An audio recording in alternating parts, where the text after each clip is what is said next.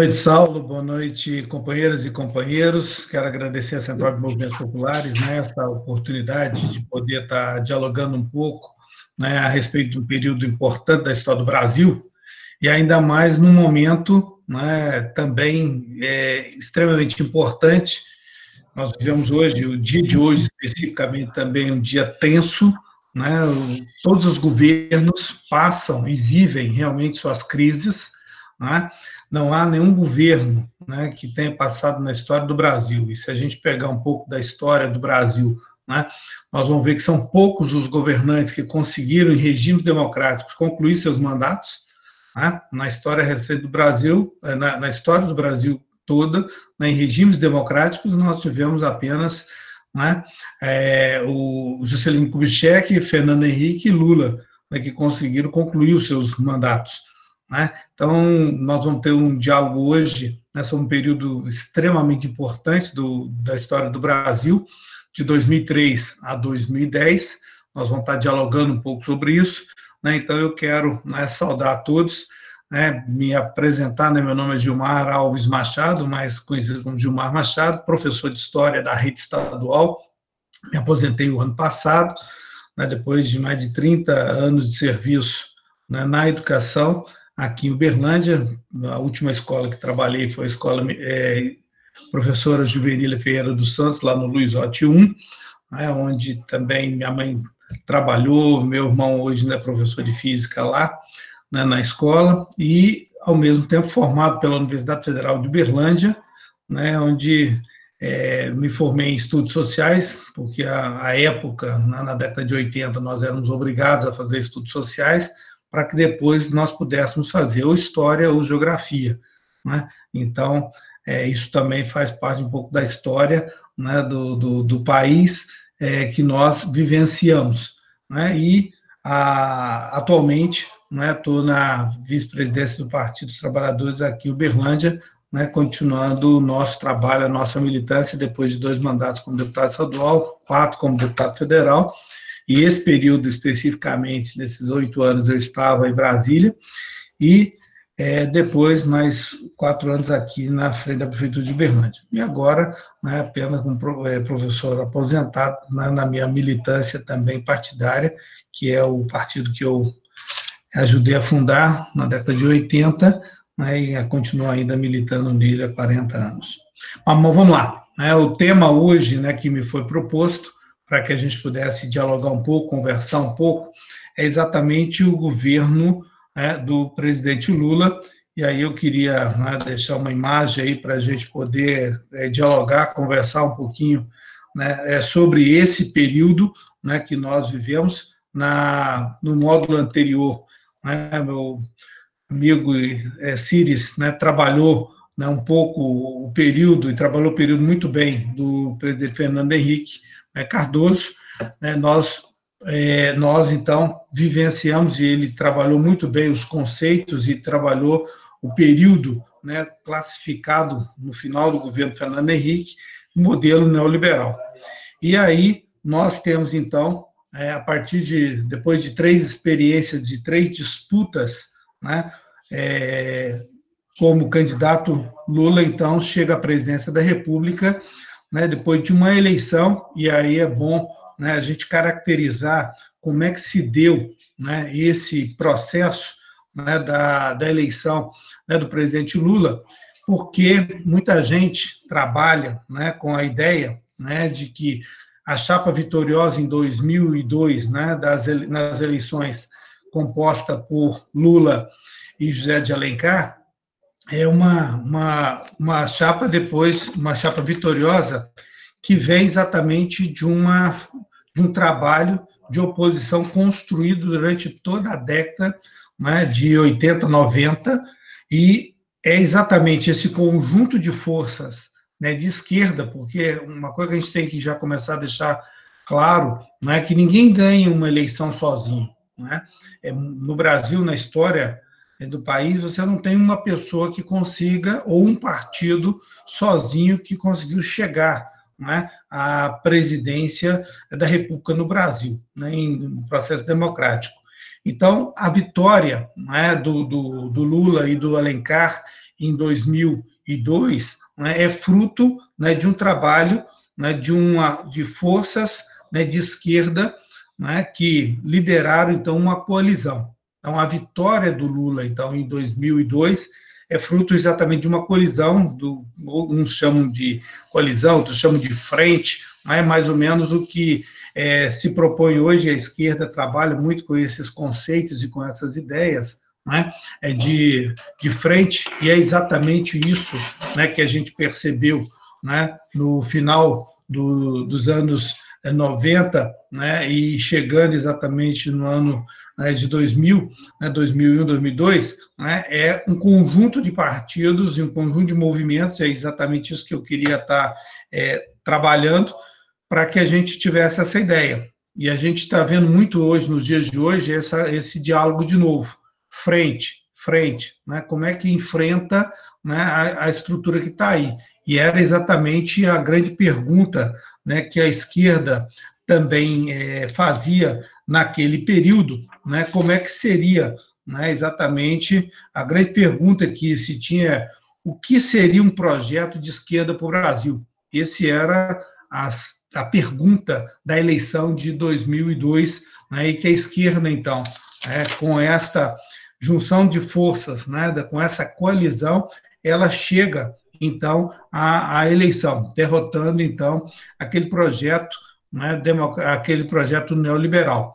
E nós vamos ver, então, quem, então, construiu esse processo foi exatamente, né, esta coalizão, lideradas pelo PT, mas ela não ganhou sozinha, ela ganhou fruto também, e aí tem que se reconhecer, né, o trabalho também, né, a presença, né, do trabalhismo brisolista, né, que foi importante também na vitória de 2002, né, com o PDT, a presença também, a herança política do PSB, né, de Arraes, né, que também teve um papel importante naquela coalizão, junto também do comunismo histórico, mais liderado pelo PCdoB, e também dos movimentos, né, daquela época, né, daquele movimento mais estruturado e forte do movimento sindical, né, pela CUT e também pelos movimentos sociais à frente aí, né, a gente tinha, né, o MST e outros movimentos, e, ao mesmo tempo, a presença também já, e é importante a gente ter isso claro, porque isso também vai ter peso hoje, nos dias de hoje, porque ele começa lá naquele período, a presença também do que eu chamo, né, ficou conhecido também como cristianismo popular, uma presença da Igreja Católica, né, dos seus movimentos de SEBS e outros, com a presença, né, ainda pequena, mas já construída a partir dos anos de 90, né, com um trabalho muito intenso do Genuíno e também do Zé Disseu, que foi o início da construção no diálogo com a esquerda evangélica, né, que também já teve um papel também em 2002, né, também participando dessa coalizão, né, que chega exatamente ganha, então, a presidência da República. Agora, uma coisa importante a se ressaltar é que a vitória, né, para a presidência da República, isso não significa, né, se ganhou o governo, mas esse governo que a esquerda coordena essa coalizão, ela ganhou o governo, mas ela continua sendo minoritária, né, no parlamento, ela continua sendo minoritária nas Forças Armadas, ela continua sendo minoritária nas redes midiáticas, né, nas redes de televisão e tal, naquele que tinha de mais forte, porque a internet só vai ter mais peso já no final do governo do presidente Lula, no seu segundo governo, né, e também é minoritária nos governos estaduais. Isso é importante ter claro, por quê? Porque tem-se a ideia de que ganhar a eleição significa, né, ganhar tudo. Não, você ganha a presidência, mas você não ganha exatamente o conjunto da sociedade. Isso é importante para a gente entender o que vai acontecer. Para poder governar, você não tem condições de governar sozinho. Você precisa, né, de você fazer entendimento, por isso é governo de coalizão, para você poder ter governabilidade. E esse foi exatamente um dos grandes desafios do Lula já no seu primeiro governo. Muita gente trabalha com a tese, né, de que o Lula só chegou à presidência porque ele fez, né, uma carta ao povo brasileiro, fez uma composição. E no modo anterior, o Cires trabalhou muito bem esse processo. Muita gente, principalmente da oposição ao governo do Lula e ao governo do PT, e dos partidos de esquerda, diziam que o governo do Lula, na verdade, era uma continuação, né, do governo de Fernando Henrique, né, por causa exatamente dessa carta ao povo brasileiro. E aí eu queria, né, ler com vocês um pedacinho, né, eu vou estar colocando aí para vocês, relembrar um pouquinho essa carta, né? O que foi essa carta, né? Todo mundo sabe o que significa uma carta. Você está se dirigindo a alguém, né? Trabalhando com alguém. Mas eu queria ler um texto rápido para a gente compreender exatamente o que eu estou dizendo dessa coalizão desse espaço que se chegou. Então ela fala o seguinte: o PT e seus parceiros têm plena consciência de que a superação do atual modelo, reclamada enfaticamente pela sociedade, não se fará num passe de mágica de um dia para o outro. Não há milagres na vida de um povo e de um país. Será necessária uma lúcida e criteriosa transição entre o que temos hoje e aquilo que a sociedade reivindica. O que se desfez ou se deixou de fazer em 8 anos não será compensado em 8 dias. Na fase de transição, então, o Lula se comprometeu, né, em fazer 4 coisas básicas: manter o superávit primário. Eles trabalhou muito bem essa questão, né, do que é manter um superávit primário, quer dizer, você tem que ter mais receita do que gastos, manter a taxa de juros elevada, combater a inflação e respeitar os contratos e as obrigações do país. Então, por causa dessa carta, muita gente, então, trabalha, né, a tese de que, né, o Lula ganhou por causa disso, por esse acordo. Né? Mas o que fez, de fato, o Lula ganhar foi exatamente essa história, essa tradição dessa construção coletiva, né, dessas forças de esquerda, desses movimentos, que chegou um momento, né, em que, né, e essa é uma discordância daqueles que tentam colocar um peso na carta. Eu, particularmente, tenho uma certa divergência com relação a isso, porque seria exagerado demais achar, né, de que, né, a vitória se deu só por causa disso, renegando toda uma construção coletiva que foi feita e que possibilitou exatamente, então, Lula chegar. E aí nós queremos também mostrar, porque ele também assumiu, e aí fica claro, que há uma transição. E isso tem que ficar claro para a gente compreender, né, quando que nós vamos ter, então, o rompimento dessa transição que é colocada aqui e o Lula coloca. Então, nós tivemos, no ano de 2003 e 2004, exatamente essa manutenção desse processo. E a construção de uma base. E essa base, então, é composta com outros partidos.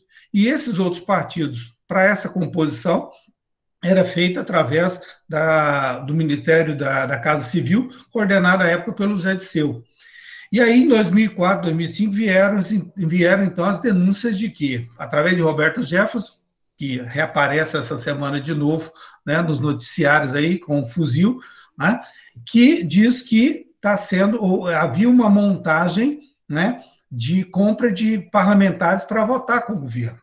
O governo que iniciava, né, criou, né, aí um programa de combate à fome, baseado naquilo que o Betinho dos movimentos trazia, porque era um problema grave que o Brasil enfrentava, a questão, né, da fome, da miséria. Né? O governo, de fato, começou uma transição lenta, né, gradual, no comando, né, do Ministério da Fazenda com o Palocci.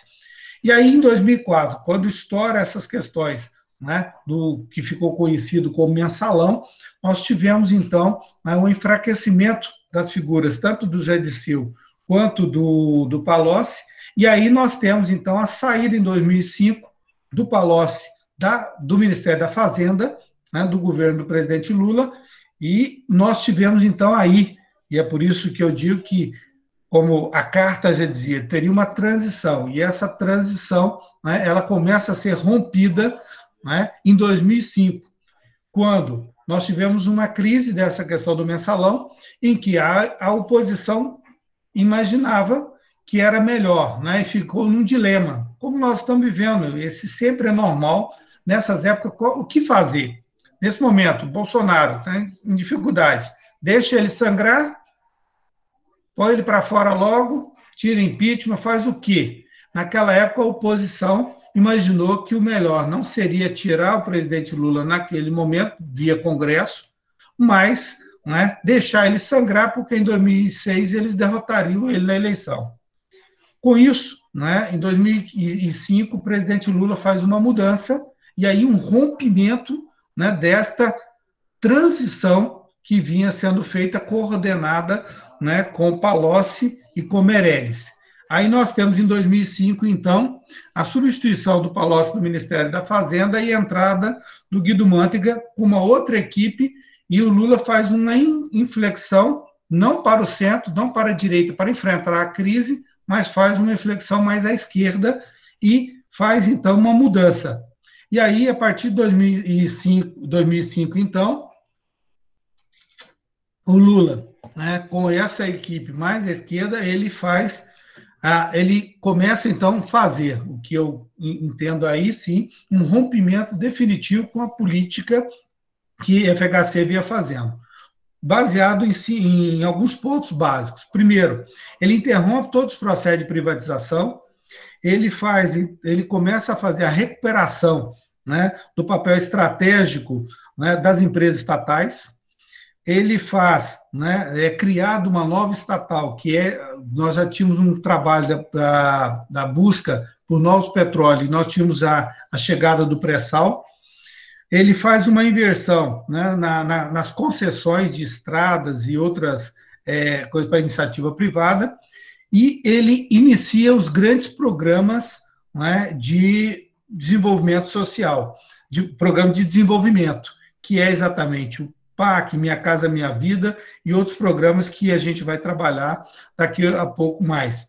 E ele volta a fazer uma forte contratação para o serviço público, né, rompendo exatamente com aquele modelo, né, de Estado mínimo. Então, é por isso que a gente começa a perceber ali um rompimento definitivo com as políticas neoliberais e um outro processo, né? Nós começamos a ver exatamente o fortalecimento do Estado, né? Uma presença maior agora do Estado nas atividades econômicas. E começa também agora um crescimento da transferência de renda, né, para as famílias mais pobres. E aqui começa também a implantação de um programa fundamental, né, que até hoje é utilizado, e mesmo nessa crise que nós estamos vivendo agora, o governo Bolsonaro teve que se recorrer a ela, que foi exatamente a criação do SUAS, que é o Sistema Único de Assistência Social, que já era previsto na Constituição de 88, mas que só ganha força e corpo agora no governo do presidente Lula, onde é montado o que é conhecido hoje como CAD Único, que é exatamente o Sistema Único de Assistência Social. Começa a recuperação da Previdência Pública, e aqui, né, nós vamos, mesmo com essa recuperação da Previdência Pública, nós temos o primeiro grande embate do presidente Lula, aí sim também, nesse debate de reforma previdenciária, que o Lula faz a primeira grande reforma previdenciária, e é onde, né, dentro do PT, tem uma divisão, e nós tivemos alguns companheiros que saem e formam e montam, então, o PSOL, né, nessa primeira grande embate, no debate de reforma previdenciária, né? Mas a proposta que o presidente Lula fez foi exatamente uma proposta de recuperação da Previdência Pública, organizando exatamente o que a gente conhece hoje como teto, que já ficou definido tanto da iniciativa privada, como o início da definição do serviço público, criando exatamente um fundo para aqueles que ganham acima do teto. Isso não ia ser feito, não foi feito imediatamente, mas com o longo do tempo, e começou a consolidação já depois no governo da presidenta Dilma. Então, para a gente ver que esses processos iniciaram todos eles já agora com a outra visão no governo do presidente Lula. E, ao mesmo tempo, nós tivemos o início da realização, né, de experiências, né, de gestão do Estado de forma mais democrática, que é exatamente as experiências das conferências, que nós vamos também falar um pouco mais. E inicia-se uma política que essa foi um dos grandes sucessos do governo do presidente Lula, em contraponto às políticas neoliberais, que é exatamente o aumento do salário mínimo numa política de reajuste além e acima da inflação. Então, isto, né, e o grande rompimento, né, e a gente fica muito claro, né, da política do governo, né, dessa coalizão liderada pelo PT, dirigido pelo presidente Lula e por Zé de Alencar, nós vamos ver esse grande rompimento vai se dar exatamente com o fim da CPMF, que ela existia para o financiamento, dizia que era para a saúde, mas, na grande verdade, a CPMF sempre serviu, né, para garantir superávit primário e pagamento de juros da dívida. Quando, nesse rompimento, a partir de 2005, o Lula diz e teria que fazer a revisão da CPMF, ela não seria mais para superávit nem para pagamento de juro, mas ela iria, de fato, em definitivo, para a saúde. Nós tivemos aí o primeiro grande rompimento, né, rompimento definitivo, e aí a criação de uma oposição muito mais sistemática e mais dura, né, porque a CPMF não seria mais para aquilo que sempre foi a alegria dos bancos, né, mas ela seria para a saúde. Tanto é que ela acabou, e nós estamos vendo aí a falta que ela está fazendo, e até agora o Paulo Guedes está dizendo que vai criar alguma coisa parecida para voltar a financiar a saúde, porque na pandemia nós estamos vendo a falta, né, que aconteceu lá em 2005, 2006. Né? Então, para a gente entender que as coisas vão, né, o que aconteceu lá tem consequências depois, né, daquilo que as pessoas fazem. Então, esta é uma coisa que não é, né, quem acabou e quem fez isso foram aqueles, né, que agora hoje reclamam, né, a falta desses recursos. E uma outra coisa também que a gente tem que entender, né, que o mundo está vivendo, e sempre as grandes crises, né, que acontecem no mundo, sempre há a questão do setor energético está colocado, em especial a questão do petróleo. E nesses inícios dos anos 2000, nós vamos ver que essa questão regulatória, a questão da luta pela questão energética, ela é muito forte, muito intensa.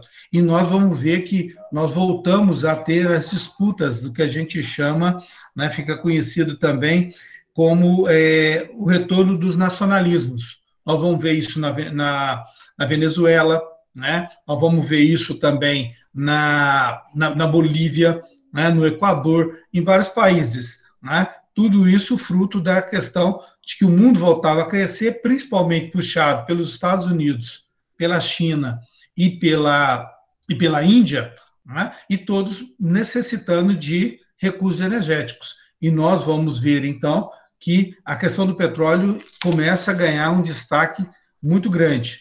E para a gente ter uma ideia, né, o petróleo naquele período, né, no início por volta de 1997, quando nós temos a primeira lei do petróleo no Brasil, o barril do petróleo era vendido na ordem de $12. Né? E depois, já no governo, né, do presidente Lula, o preço do barril do petróleo salta para entre $60 e $80. Você imagina que, né, melhorou a economia venezuelana, que melhorou várias economias que tinham esse processo. E nós tivemos, então, a Guerra do Golfo, exatamente fruto dessa nova disputa. Né? E nós já vemos a China começando a ganhar na projeção nesse processo de crescimento econômico e ganhando projeção internacional, e com uma compra muito grande.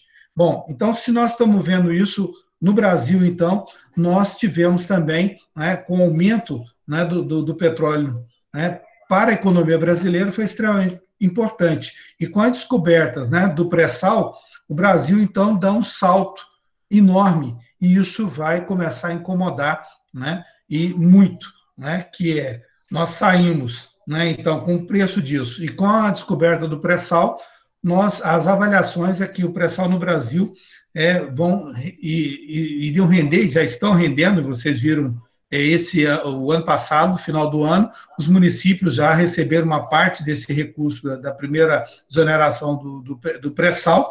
A previsão é de que o pré-sal vai render para a gente entre 4 e 10 trilhões de dólares.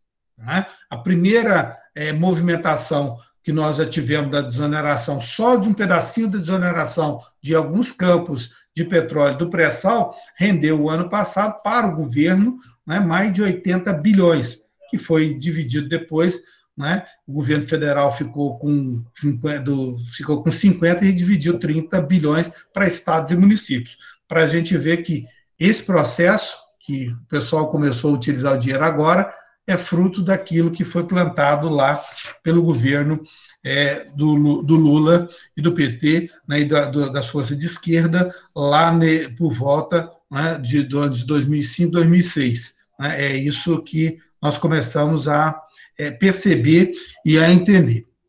Além disso, com esse rompimento e dessa transição para um outro modelo, nós vamos ver que a oposição democrática tucana, em 2006, há uma mudança, então, do patamar, daquilo que o pessoal imaginava que com o mensalão conseguiria derrotar. Em 2006, o Lula sai extremamente mais fortalecido e consegue derrotá-los em 2006, aí sim fazendo, então, um governo completamente diferente já, começando em 2005 e avançando ainda mais a partir de 2006.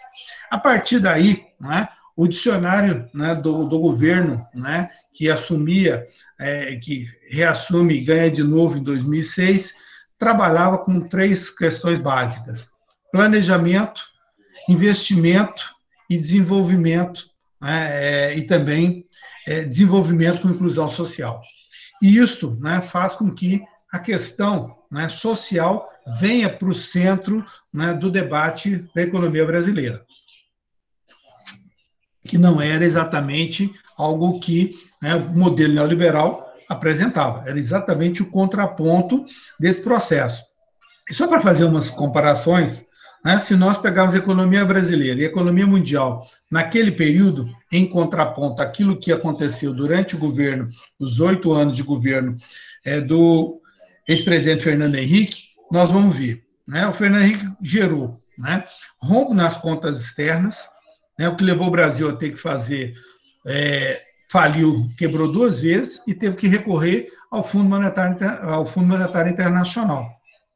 A reeleição do Fernando Henrique, por exemplo, em 1998, só ocorreu com o apoio do Fundo Monetário Internacional, com a intervenção direta do Bill Clinton, à época presidente dos Estados Unidos, que liberou um recurso enorme para que ele tivesse condições de ganhar de novo as eleições em 98. Senão ele teria perdido também as eleições. Então, aquele socorro do Fundo Monetário foi importante, mas, em compensação, criou ainda mais uma dependência do Brasil por esse recurso e, ao mesmo tempo, fez com que a nossa dependência fosse aumentada e muito.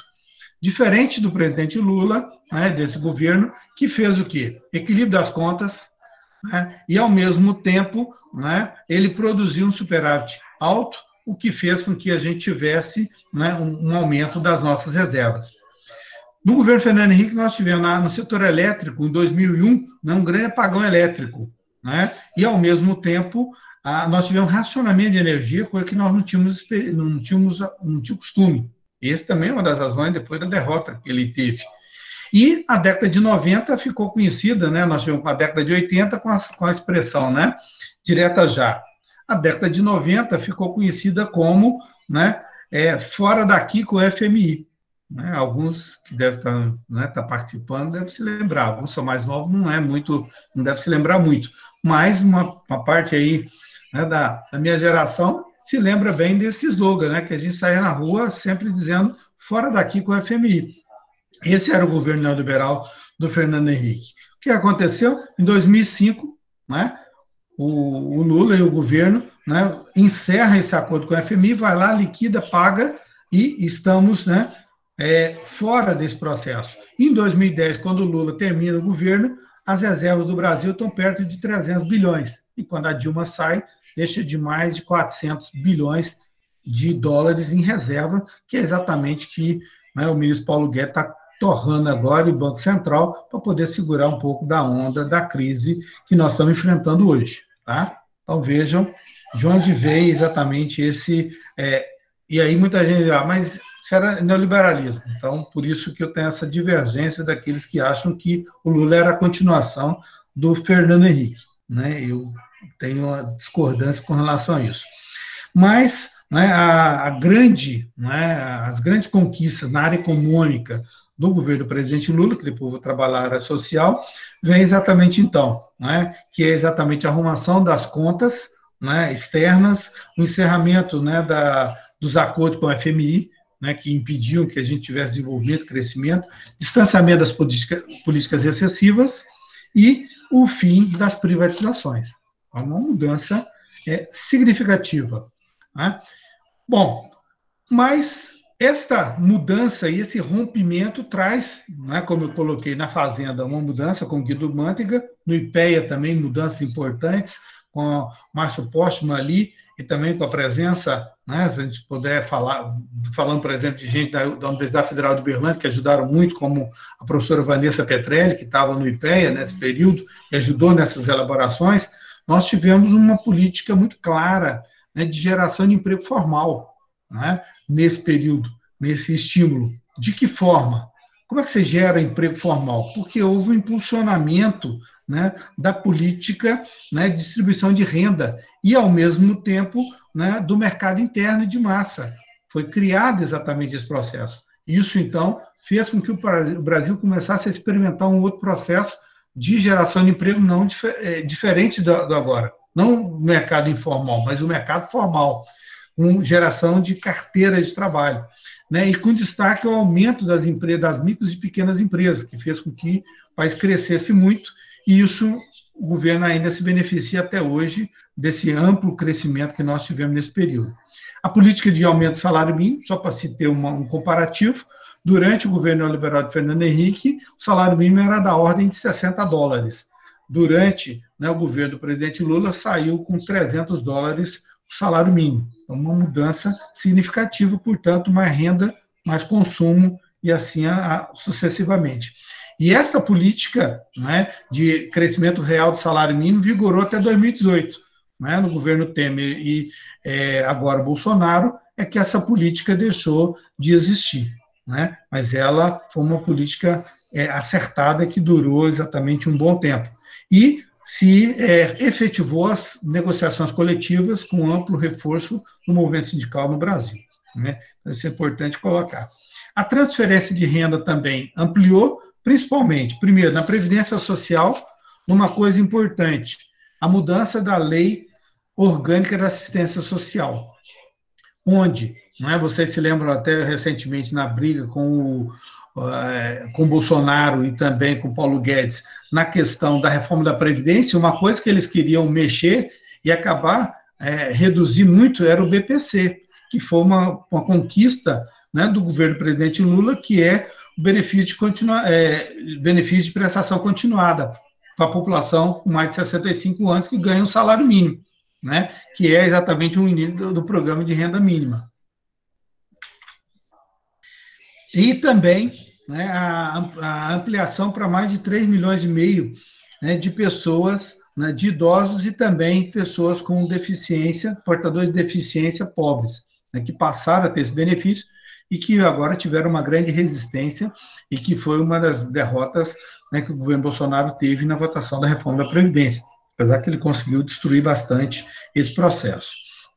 Ampliação de programa de seguro-desemprego, né? O Bolsa Família, que chegou a atingir mais de 12 milhões de famílias, que é uma renda mínima, e aí nós começamos a ter, né, a montagem, né, do SUAS, do Programa do Sistema Único de Assistência Social, que tinha a experiência do SUS, mas agora, e nós vamos falar um pouquinho também da saúde, mas na assistência é criado esse programa, e aí é criado com muita gente, não é, Patrus e outras personalidades, e também com uma companheira formada aqui na Universidade Federal de Uberlândia, Tereza Campelo, que chegou também depois a ser ministro do governo da presidenta Dilma, mas que ajudaram muito na montagem desse programa, né, que hoje é reconhecidamente um sucesso internacional e que também foi importante para que o Brasil ganhasse, né, destaque internacional no combate à fome e na melhoria, né, do padrão de vida das populações mais pobres do Brasil.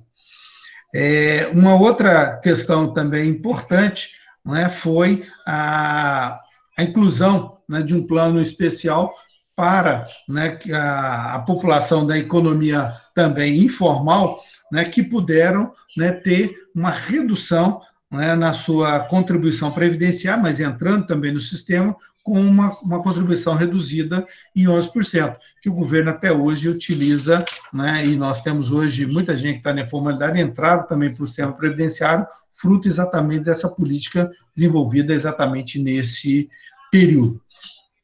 Além disso, né, eu poderia ficar aqui citando uma série de outros programas, eu vou entrar rapidamente no desenvolvimento da educação para fazer os graus de comparativo, né? Na educação, nós vamos ver que o Fernando Henrique trabalhava com o Fundef, que era um fundo que financiava a educação dos meninos de 7 a 14 anos, que a gente chama de ensino fundamental, onde a União entrava com 431 milhões. No governo do presidente Lula, então, inicia-se, então, e é aprovado a lei que cria o Fundeb, que agora cuida da educação básica, e pela primeira vez se discute, de fato, o financiamento da educação infantil no Brasil, né? E inicia-se e avança depois no governo da presidenta Dilma. E o governo federal salta, então, dos 431 milhões para mais de 5 bilhões da participação da União na educação, para a gente ver, então, uma mudança. Há uma expansão enorme, né, da questão dos cursos técnicos, né? O Brasil, de 1909, quando abre-se a primeira escola técnica do Brasil, até 2002, tinham 140 escolas técnicas no Brasil.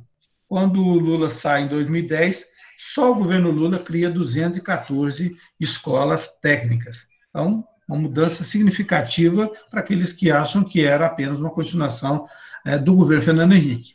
A mudança do sistema S, em que 2 terços era para assistência social e 1 terço para a educação. No governo do presidente Lula, como já tinha o Bolsa Família e uma série de programas, o sistema S muda. 1 terço fica para assistência social e 2 terços vai para a educação profissional, que faz com que o sistema S também amplie bastante a sua área.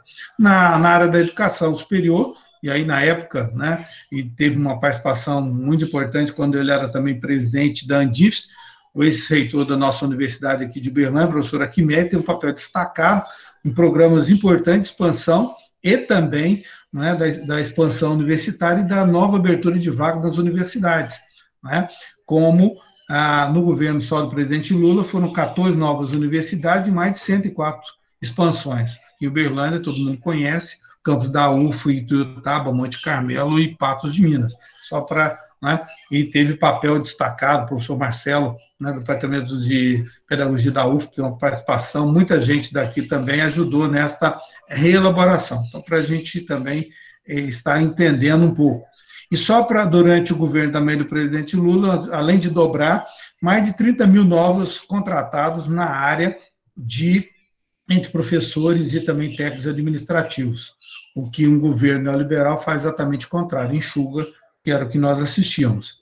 Uma coisa também importante na área da segurança pública, né? Nós tivemos uma montagem do sistema de Estado, para a gente entender. Nós estamos vivendo agora a briga da Polícia Federal, que todo mundo está acompanhando, né? A Polícia Federal ganha força, ganha estrutura a partir de 2005.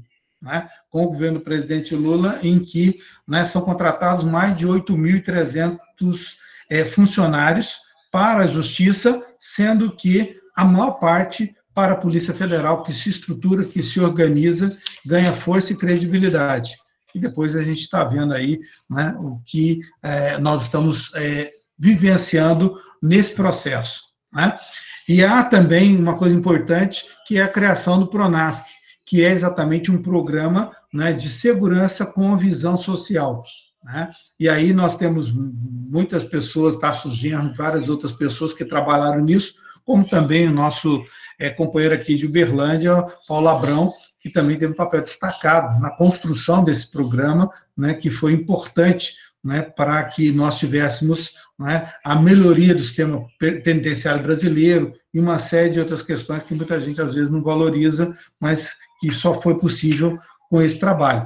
E, ao mesmo tempo, a ampliação das guardas municipais, né, e lamentar que Uberlândia é a única cidade, né, com mais de 500 mil habitantes no Brasil que não tem guarda municipal, que foram ampliadas e que foram aparelhadas e equipadas, né? A Câmara de Uberlândia rejeitou em 2015 o projeto de criação da guarda aqui em Uberlândia. Bom, na saúde, eu não preciso dizer, nós tivemos uma mudança significativa na ampliação do SUS, e se não é o SUS, hoje, nessa pandemia que nós estamos vivendo, a crise seria muito mais grave do que nós estamos enfrentando. Então, com o Lula, nós tivemos a criação do SAMU, Farmácia Popular, Brasil Sorridente, aí eu poderia aqui citar uma quantidade enorme, né, ampliação dos programas de saúde da família e uma série de outras questões. A criação das UPAs, né, que é as unidades de pronto atendimento, e lamentavelmente também Uberlândia é uma das únicas cidades do Brasil que não tem, né, que é lamentável, é algo que estava pronto, ele não quis abrir. Então, são coisas que a gente vai percebendo, mas essa estrutura básica, né, que é completamente diferente do modelo neoliberal, que é ter o Estado mínimo. Nós estamos tendo a construção, durante esse período, da construção exatamente do Estado, sendo reestruturado, reequipado, e nós vamos ver que isso cresce e se fortalece muito, e a área da saúde tem uma grande contribuição.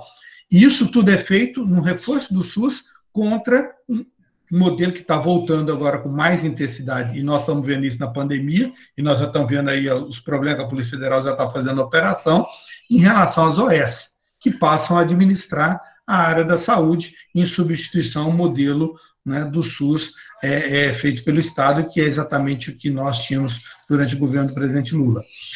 Já caminhando aí para o encerramento, nós vamos ver também a ampliação dos programas da agricultura familiar, que era algo, né, um novo debate sobre a questão da terra, ampliação da reforma agrária, uma participação muito grande na produção de alimentos, que o Brasil ganha destaque, né? Na área da habitação, o presidente também cria, né, o primeiro grande debate, que é exatamente o Estatuto da Cidade, que Olívio Dutra, que é o primeiro-ministro, né, das cidades, ele dá exatamente esse sentido de pensar políticas, e esse estatuto discute de novo a questão da posse da terra, da propriedade, e só foi possível, nós temos a vitória hoje, aqui em Uberlândia, por exemplo, do Glória, exatamente desse fruto, desse processo que foi iniciado a partir de 2003 no Brasil, né? Nós temos, então, a aprovação, né, da nova lei da habitação no Brasil, que começa a ter a discussão da área de interesse social, né, que é importante para preservar, inclusive, áreas de assentamentos, isso é muito importante, e a criação fantástica do programa Minha Casa Minha Vida, né, que Uberlândia hoje tem, né, ganhou muito com isso e melhorando a dignidade da condição de habitação das pessoas. Além do PAC, que é o Programa de Aceleração do Crescimento, com grandes investimentos em infraestrutura básica. Por exemplo, Uberlândia vai ter a nova captação de água, né, um investimento de mais de 260 milhões, né, fruto exatamente desses programas, né, e que vai permitir que a cidade tenha água para 1,5 milhão de habitantes.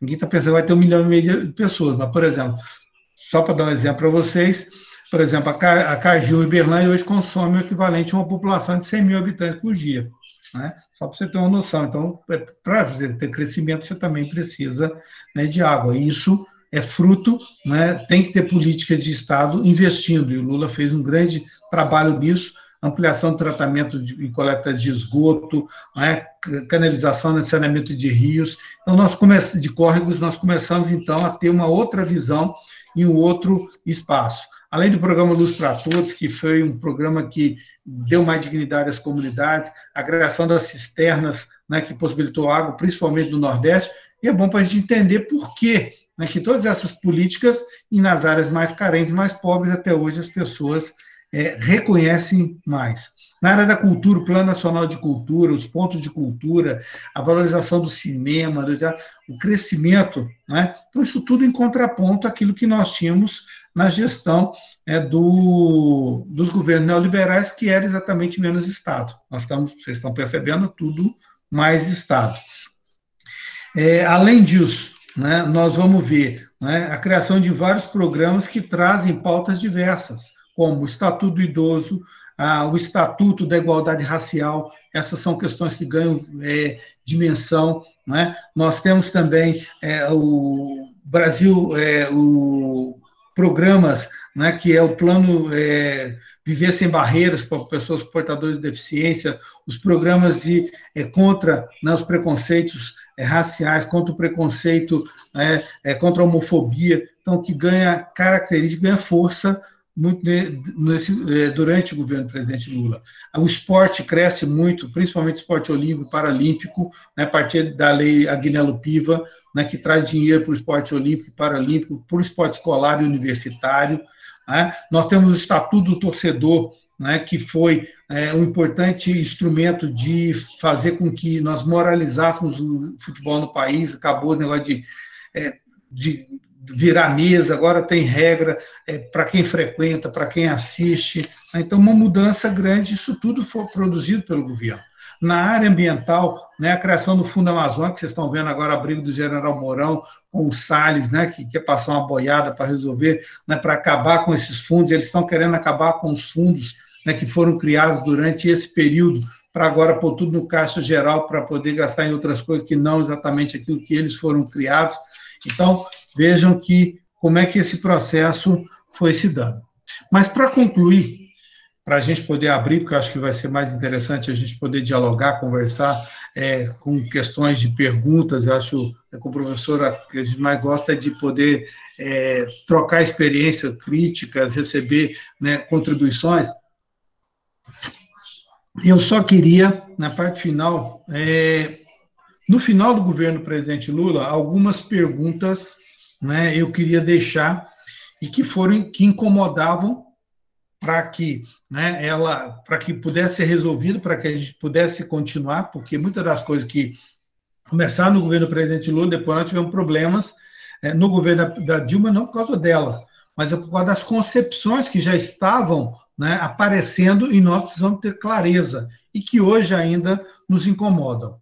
O primeiro é o descompasso que nós tivemos entre, né, esta mudança que nós estamos tendo de construção do que que vocês viram na carta, está lá aquela questão da transição, né, da transição para um modelo, né, democrático, de construção de uma revolução democrática no Brasil, né, nós tivemos um descompasso aí, né, principalmente porque nós não tivemos, né, a esquerda não conseguiu acumular, né, em termos organizativos dentro da sociedade. E isso depois vai ter consequências, e em 2013 nós já começamos a ver nas manifestações no governo da presidenta Dilma, né? Não por fruto dela, mas um problema da esquerda. Nesse período ela fez mudanças fortalecendo o Estado, mas não conseguiu ter um acúmulo, né, organizativo dentro da sociedade. Né? Esse foi um problema. Um outro, né, desafio é como organizar esses novos movimentos? Né? Como organizar? E já no final do governo do presidente Lula, a gente já percebia na sociedade algumas coisas como o individualismo, né, que já não, né, a gente percebia, né, que esse individualismo não sensibilizava mais, né, tanto as mentes e os corações das pessoas. O individualismo está começando a conquistar as mentes e os corações das pessoas. Isso depois se fortalece muito, principalmente no que, né, a gente conhece no setor evangélico aí, dos neopentecostais, que cresceram enormemente dentro dessa visão que a gente já percebia em 2010, no final do governo do presidente Lula, como enfrentar isso, e esse foi um dos grandes desafios, né, que o governo da presidente Dilma já teve que enfrentar. Né? Uma outra questão, né, é que nós já não temos mais, no final do governo do presidente Lula, a gente já começa a perceber, né, que a classe operária que tinha o controle, a hegemonia da luta, né, já começa a ter já tem uma diminuição, e nós já vamos começando a ver que elas já não têm um peso tão grande na questão, né, da classe trabalhadora. Isso depois vai se agravar durante o governo do presidente Dilma, e nós estamos vendo isso agora, né, o que isso nos levou durante o governo do governo agora do Bolsonaro, Temer Bolsonaro, né? Outra questão importante é que as demandas são muito fragmentadas, né? A gente vê cada setor querendo, né, movimento negro, movimento LGBT, outros movimentos. Então, você tem vários movimentos fragmentados, mas não tem uma clareza, né, de uma centralidade. Isso realmente a esquerda não conseguiu também. O governo do presidente Lula, isso a gente já sentia no final de 2010. Eu queria deixar, então, que são ferramentas que depois a gente entende melhor agora. A internet começa a ter uma expansão grande, ainda não tão um peso tão grande, mas já era, né, tinha um peso, né, já começa a aparecer esse peso, e que a gente não tinha, né, ela é um importante instrumento de democratização da comunicação, mas, ao mesmo tempo, ela traz os seus efeitos colaterais que a gente está percebendo hoje, e ela enfraquece muito essa vida pública e passa a reforçar ainda mais a questão individual. Então, essas são questões, né, que a gente começa a entender e ver realmente com mais clareza nesse período. Mas é importante a gente entender, né, que esse é o momento, então, que nós tivemos, né, do governo neoliberal para a construção de um outro governo em que você tem mais a presença do Estado, né, em que nós tivemos também o fortalecimento das relações exteriores. Todos os embaixadores novos das principais cidades eram de carreira, né, com Celso Amorim e a sua equipe lá. Nós tivemos exatamente o Brasil, né, com a visão, né, externa muito clara, e o presidente Lula deixava isso muito claro, e essa visão que era que o Brasil tenha uma política externa ativa e altiva, né, que é exatamente totalmente contrário do que a gente está percebendo, né, hoje, né? E o Brasil, né, teve um papel destacado nas rodadas de negociações que o Brasil ampliou com a África, com os países do Oriente, né, com os países árabes, e que até hoje nos sustenta uma balança comercial extremamente importante. Isso tudo nos possibilitou depois chegar a ter o diretor-geral do OMC, né, que acabou agora de pediu para sair antes, né, do tempo, mas foi fruto desse trabalho do presidente Lula que nós conseguimos chegar e ter esse destaque. Nos combates à fome e tal, nos possibilitou até o diretor-geral da FAO, né, que foi extremamente importante para nós, né, nós tivemos, inclusive, o Marcelo participando, né, junto da equipe que teve lá, né, com o Graziano. Então, isso tudo foi extremamente importante para nós, e isso nós estamos perdendo. E a criação dos BRICS, para encerrar, né, Brasil, China, Índia e África do Sul, dá a gente hoje um processo importante de poder dar conta de enfrentar, porque é com esse dinheiro dos BRICS, criamos um outro banco, que o Brasil, não sei se vocês estão vendo, Paulo Guedes agora vai buscar dinheiro lá fora, e é exatamente desse fundo que foi criado exatamente durante esta gestão. Saulo, vamos lá? Obrigadão, Gilmar. Excelente explanação, aula maravilhosa. Já tem vários elogios aqui no chat. Eu vou começar com algumas perguntas. Aí a gente tem feito assim, a gente faz bloco de 3 perguntas. Sim. E aí, quando você responde as 3, o pessoal vai escrevendo as próximas. Nós temos 2 perguntas aqui no chat, mas eu quero fazer uma também. No início da sua fala, você comenta que a gente venceu a eleição, mas não ganhamos poder. Faltou ganhar no parlamento, nas Forças Armadas, Judiciária, e assim vai. Tendo como ponto de vista o momento atual que a gente está vivendo, como a gente faz para disputar as Forças Armadas e ganhar a maioria lá dentro? E aí, agora eu vou para a pergunta da Sheila. que fala o seguinte, primeiro agradece a aula, né, elogia, e aí ela pergunta, se a CPMF não Como é ia que é o para... nome? Repete o nome. Sheila. Sheila. Isso. Tá. Se a CPMF não ia para a saúde quando foi extinta, por que faz falta hoje para financiar a saúde? O senhor disse que a OSS na saúde tomaram forças do governo Temer e Bolsonaro. O que dizer sobre EBSERH, que foi criada no governo do PT? EBSER. Isso. Ok. Depois a Sara pergunta o seguinte, primeiramente, parabéns pela maravilhosa aula e a contextualização histórica que nos possibilita rememorar os momentos em que éramos felizes nesse país.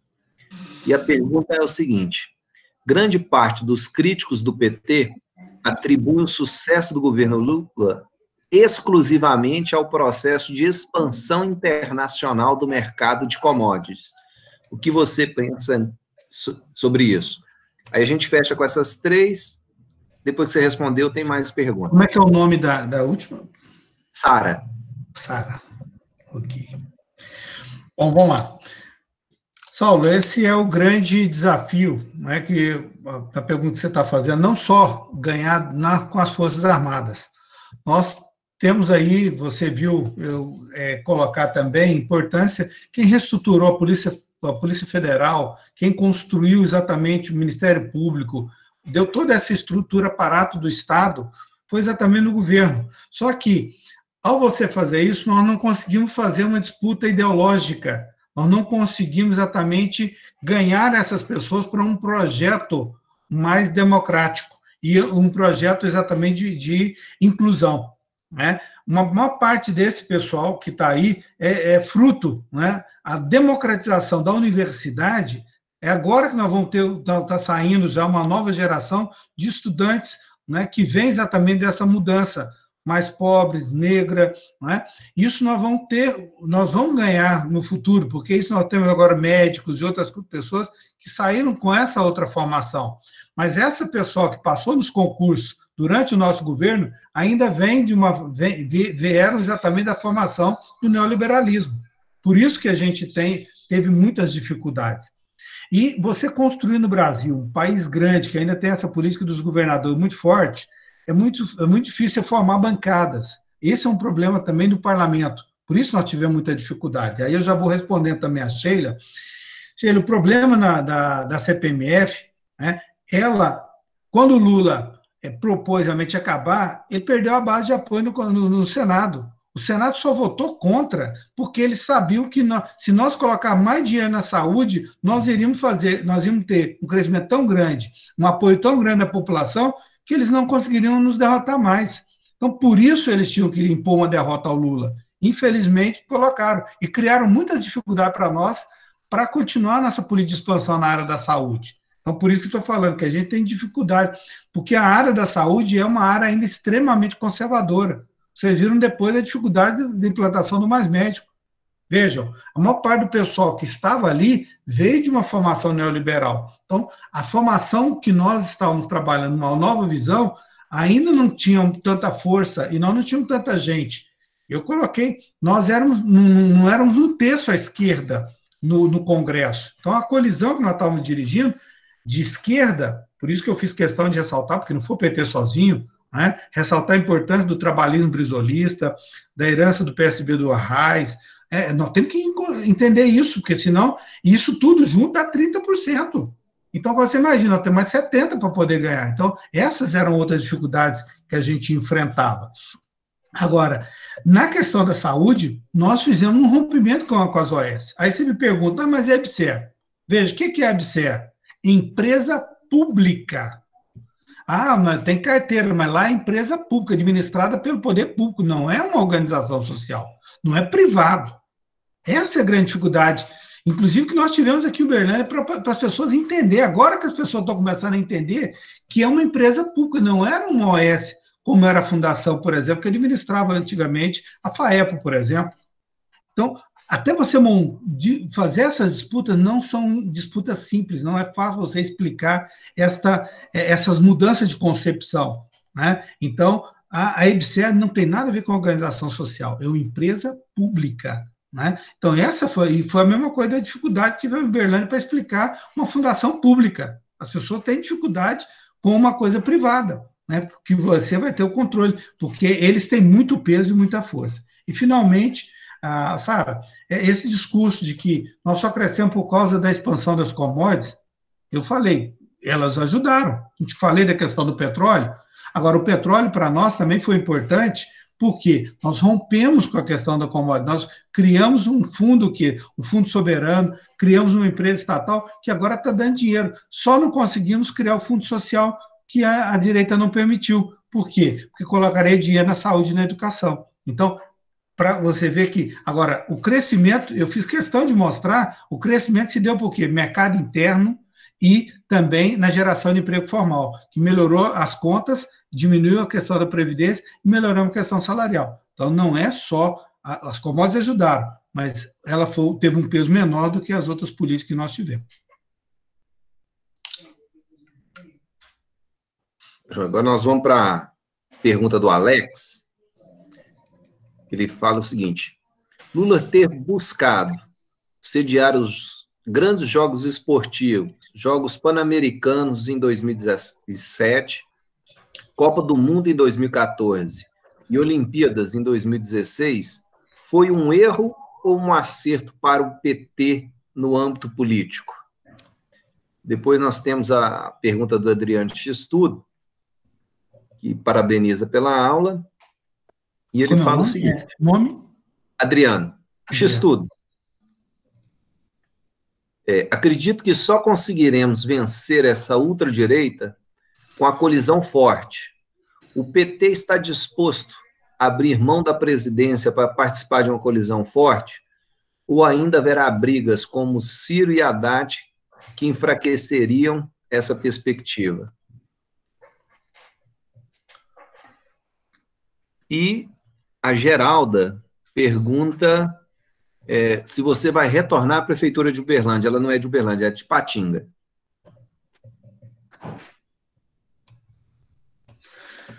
Bom, Alex, você tocou num ponto importante. O governo do presidente Lula, né, e o governo de esquerda, né, teve um papel fundamental na questão do esporte. Os grandes eventos, eles são essenciais, são fundamentais para nós. Eu não acho que foi um erro, foi um acerto, né? O que aconteceu é que nós não conseguimos, né, disputar posteriormente, né, os Jogos Pan-Americanos de 2007 no Rio de Janeiro foi um sucesso, né?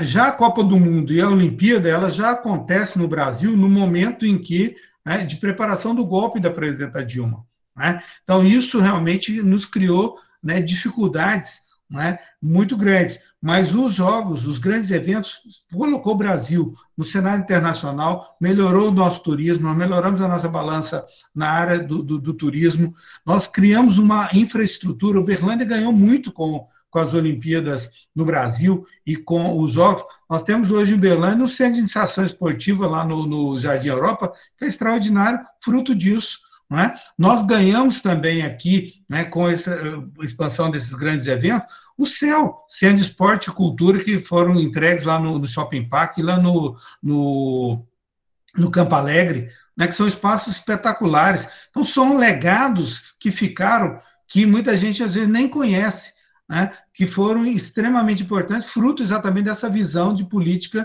de grandes eventos. Só que nós tivemos um enfrentamento muito forte e depois das mobilizações de 2013, um enfraquecimento que criou problemas, né, na economia e que penalizaram muito, mas quem vai trabalhar essa questão da Dilma vai ser, né, uma outra pessoa no próximo módulo. Mas acho que, no meu entendimento, eu acho que foi um acerto e o Brasil cresceu demais na área esportiva, e ela hoje, os grandes eventos nos trazem, tanto esportivo como culturais, uma renda muito grande para o Brasil.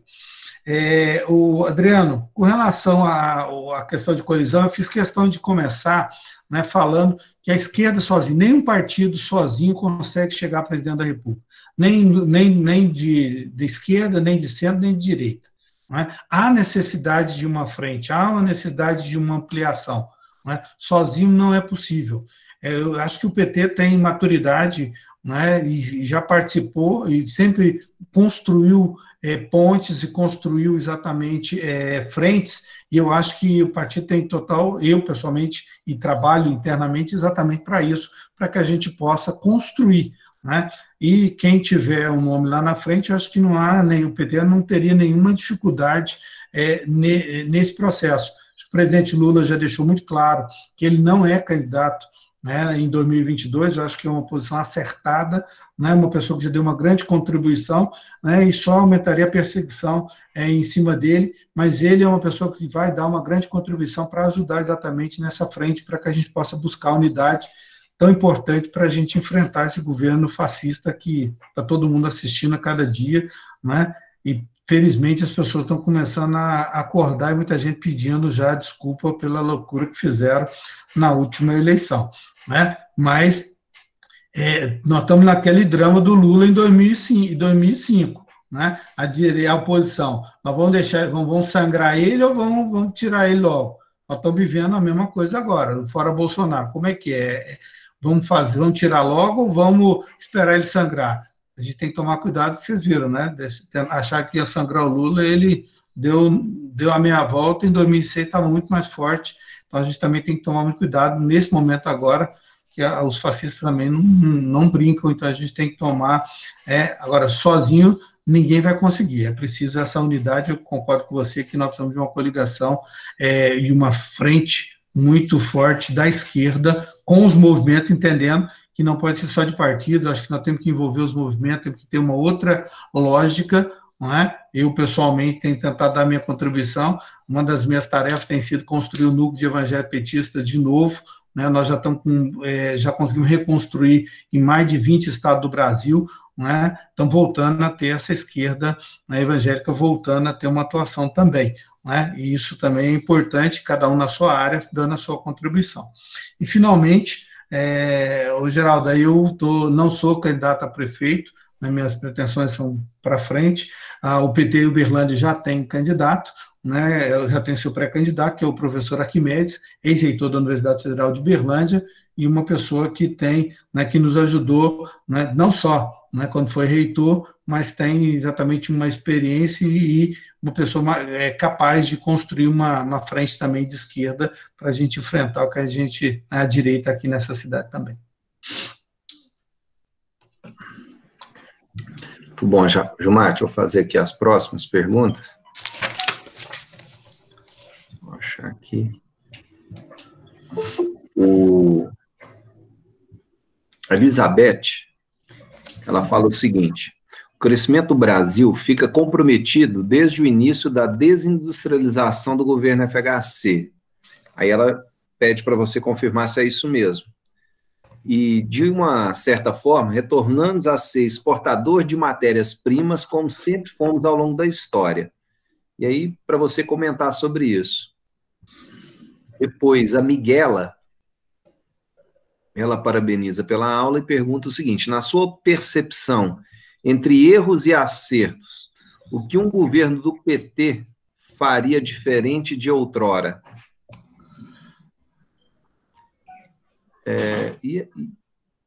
Aqui, ó. E o Antônio, ele pergunta: levando em consideração uma coligação da esquerda, como convencer o Ciro de uma participação juntamente com o PT?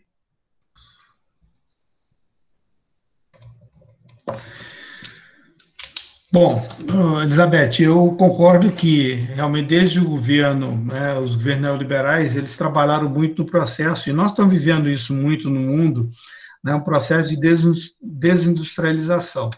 Eu quero dizer para você que eu acho que durante o governo do presidente Lula, e aí é importante a gente rememorar, e eu não trabalhei tanto, mas é importante colocar, o papel estratégico da questão do petróleo, a questão da industrialização que nós começamos a ter, a recuperação do parque naval brasileiro, né, foi extremamente importante. A Petrobras começou a contratar muito, né, ingredientes nacionais. Nós tivemos um fortalecimento na área bélica no Brasil, né, o fortalecimento das Forças Armadas. O governo do presidente Lula começou e a Dilma deu sequências, tanto é que o primeiro, né, superavião cargueiro, o K-390, o primeiro foi entregue agora, o Bolsonaro foi lá, né, recebeu o cargueiro, que ele nunca ajudou, inclusive no Congresso votava sempre contra, né, tudo que era nosso, né.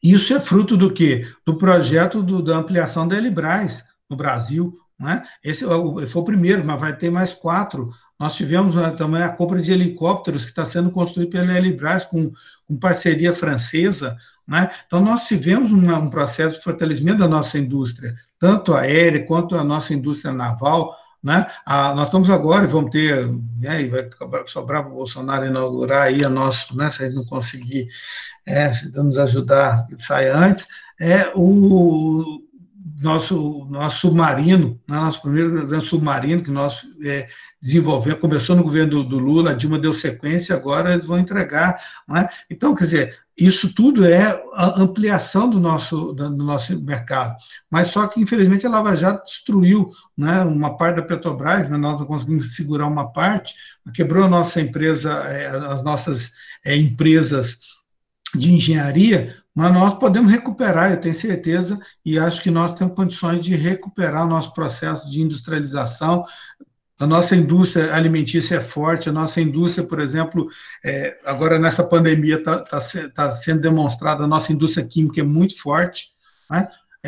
E veja Uberlândia, né? A nossa indústria química é extremamente forte, né? Você tem 3 indústrias grandes aqui em Uberlândia, fora as pequenas, e 2 delas, as 2 maiores, saíram exatamente das incubadoras das incubadoras da Universidade Federal de Uberlândia, né? As 2 maiores empresas químicas de Uberlândia saíram dos laboratórios, das incubadoras da universidade. Então, a universidade também tem um papel muito grande aqui em Uberlândia, nesse processo de estímulo à industrialização, e Uberlândia hoje é muito forte nessa área, né? E temos lutas que nós podemos também voltar e crescer, né?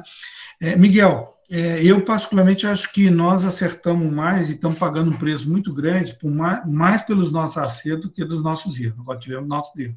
Isso aí é inegável. Eu aqui, Uberlândia, o Pimentel em Belo Horizonte, o Lula e também a Dilma, mas, no geral, os acertos, né, do governo Lula é que permitiram que depois a Dilma pudesse ganhar a eleição em 2010. Né? Por isso que eu falei, no final do governo do Lula, nós já tínhamos alguma sinalização de que o enfrentamento, porque a direita, durante o governo do presidente Lula, trabalhou o tempo inteiro, né? Nós tivemos a crise de 2008, né, com a quebra dos bancos a nível internacional, principalmente começando pelos Estados Unidos, tivemos uma crise profunda. No último trimestre de 2008, nós tivemos PIB negativo, né? Mas o Lula conseguiu segurar, né, com o quê? Com o mercado interno. Foi isso que nos possibilitou fazer o enfrentamento e ganhar a eleição depois de 2010. Né? Por isso que não é só as commodities que seguraram, nós tivemos crise também e demos conta de enfrentar com uma política não neoliberal, mas uma política exatamente anticíclica, né? Com visão exatamente do mercado interno, de aumento da renda e não o contrário, de estimular o emprego formal. Né? Eles estão destruindo esse processo. Né? Então, no final do governo do Lula, por isso que eu fiz questão naquele encerramento, de tentar mostrar que tinha algumas questões ali que nós precisávamos trabalhar melhor, eu acho que isso nós não conseguimos. Nossa política de comunicação realmente foi muito ruim, né? Nós tivemos muitos problemas, e nós não soubemos entender esse efeito do crescimento da internet, né? E aí, né, a direita americana, né, conseguiu fazer isso muito bem, elegendo o Trump lá, e depois conseguiram fazer um trabalho muito intenso, né, com aquelas mobilizações que diziam mobilizações de rua, 2013, né, movimento popular, espontâneo, não tinha nada espontâneo, todo mundo, nós estamos vendo agora com a CPI da fake news como é que é, e se nós, né, e essa CPI, esse trabalho que o Supremo está fazendo, é extremamente importante desmontar essas fake news, senão nós não temos chance de ganhar a eleição. né? Nós vamos ter, né? Agora que nós estamos acordando e conseguindo começar a enfrentar, melhorar nosso enfrentamento, mas nós estamos muito longe, né, do que a direita conseguiu montar no país com financiamento, que todos nós sabemos, de empresário, que é proibido pela legislação, né?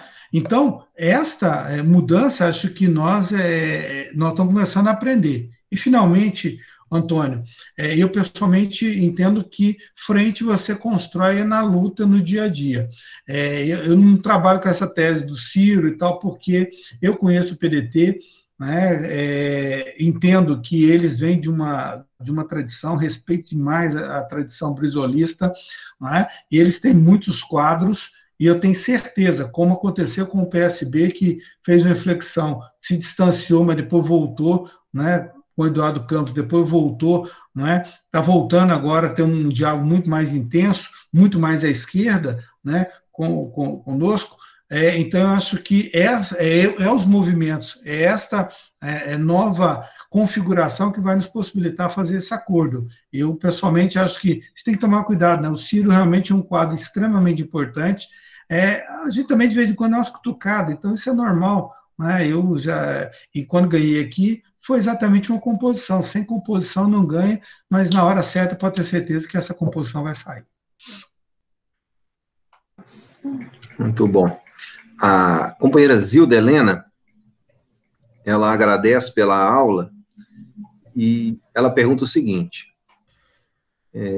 Gilmar, agradece por toda a aula no governo Lula e tal, e ela pergunta o seguinte: na sua opinião, o que leva uma boa parte da população que foi beneficiada com os programas implementados e que não reconhecem tais conquistas, né? E aí tem a Sara, outras pessoas aqui que também querem saber sobre isso. Por que essas pessoas não reconhecem, não apoiam o PT hoje, se elas foram tão beneficiadas?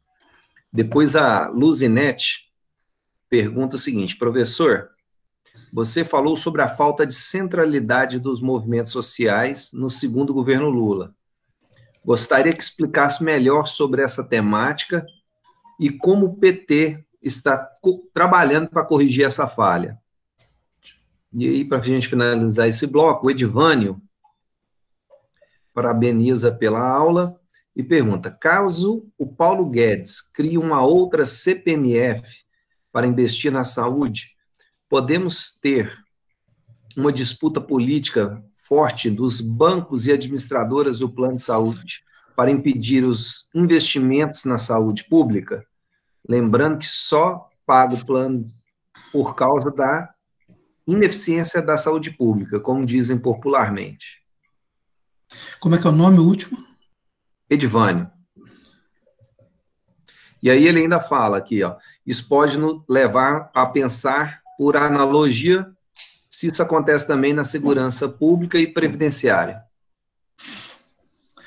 Bom, vamos lá, Zilda. Eu acho que você fez uma pergunta que remonta ao que eu estava falando exatamente no final do governo do presidente Lula, que a gente começava a perceber, né, que é exatamente o processo, né, do individualismo, né, o individualismo e também, né, que já não... Muita gente, quem tem essa visão individual, ele acha, né, que o que ele ganhou, né, é fruto exatamente da sua competência ou foi obra de Deus, né?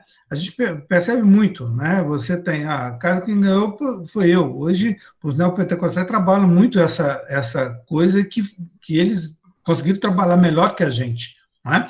De que a conquista não é individual, ela é coletiva. Só que eles conseguiram trabalhar esse processo muito melhor que nós, né? Então, a casa, né? Deus abençoe, sim, mas a casa só saiu porque tem um programa, tem um financiamento que sai do fundo de garantia, que é exatamente administrado pela Caixa, e que depois você monta um programa habitacional, né? E esse programa habitacional, ele é o quê? Foi fruto de uma luta. Por que Uberlândia agora, nesses últimos 3 anos, não teve nenhuma casa, Minha Vida? Porque tem um vice-prefeito que tem consultor, ele não quer concorrência. Então, você não faz casa. Parou. não é? Por quê? Porque tem que comprar agora da iniciativa privada. Mas você não consegue explicar, né? As pessoas não conseguem raciocinar. Achou que a casa, né? O Monte Hebron, o Piqui, né? O Córrego do Óleo, apareceu do nada, não. Foi muita luta, né? Para enfrentar essa estrutura. Então, eu acho que a comunicação nossa não foi muito correta. Nós não conseguimos disputar o coração e as mentes dessas pessoas e nós não conseguimos trabalhar o individual vencer o coletivo. E eu acho que nós precisamos voltar exatamente a ter a construção mais coletiva. Por isso que eu falei que nós precisamos de políticas públicas e de um trabalho coletivo, né? De ganhar as pessoas, de voltar a reunir, de voltar a conversar. Como é que, no meu caso, que sou evangélico, nós estamos na esquerda evangélica, que nós, né, gastávamos tempo, o companheiro Zé Disseu, o companheiro Genuíno, sentava com a gente, ele para entender com que essa loja evangélica. Falei, gente, ó, esse é um público que cresce no Brasil, que vai de casa em casa, que conversa com as pessoas, que faz trabalho, só que a visão é mais individual, nós temos que trabalhar a visão coletiva. Né? Então, esse processo, acho que a esquerda está voltando a fazer. Né? Acho que isso é importante, pelo menos no PT, a gente está fazendo um esforço enorme para voltar a fazer isso. Né, para vencer esse individualismo, só a questão da visão coletiva, né, de que a conquista é fruto do trabalho, da participação de todo mundo. Acho que isso nós apanhamos e perdemos um pouco, e isso, então, é que faz com que eles cresçam mais do que a direita conseguiu, né, capitalizar melhor isso. E ela fez o quê? Pegou alguns sentimentos que acho que a gente não conseguiu. Lembra quando eu falei da fragmentação que nós tínhamos, né? Da luta do movimento negro, da luta do LGBT, a gente não conseguia juntar isso. É como se a gente fizesse um trabalho para um movimento que não tinha nada a ver com o outro. Né? Então, nós vamos voltar a conectar isso, e eu acho que essa desconexão é que nos fez perder um pouco esse processo. Por isso, Luzinete, é fundamental também a gente voltar a essa centralidade dos movimentos, mostrar que os movimentos não são fragmentados, eles são movimentos que precisam ter uma unidade. O que a gente faz, né, para uma questão, hoje eu estava vendo uma entrevista, né, do enfrentamento da pandemia na questão dos quilombos.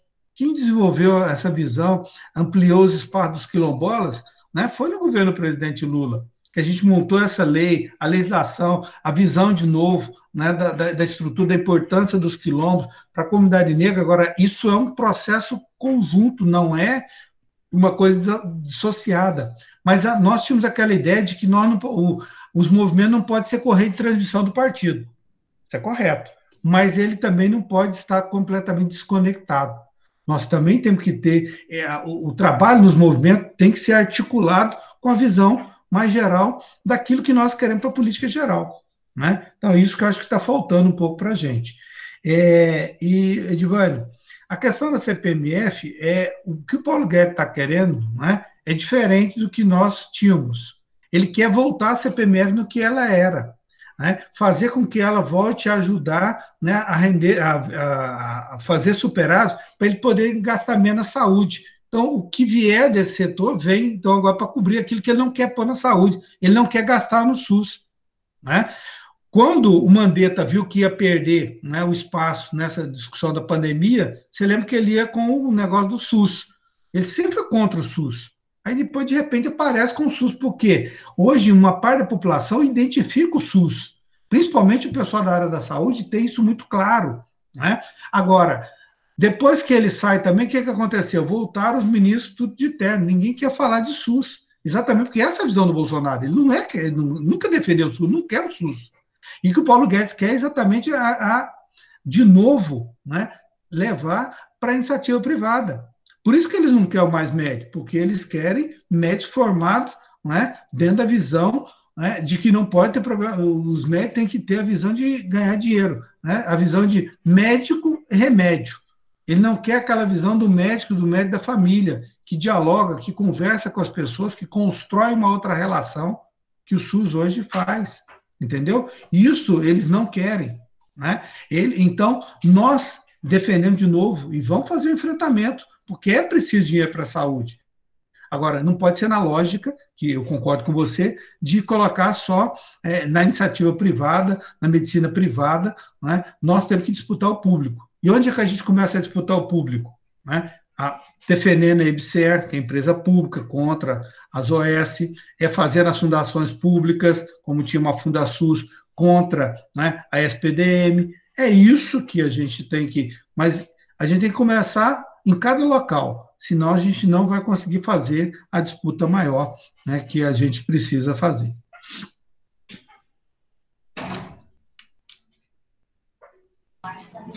Gilmar, Oi. O Alex, ele pergunta aqui o seguinte,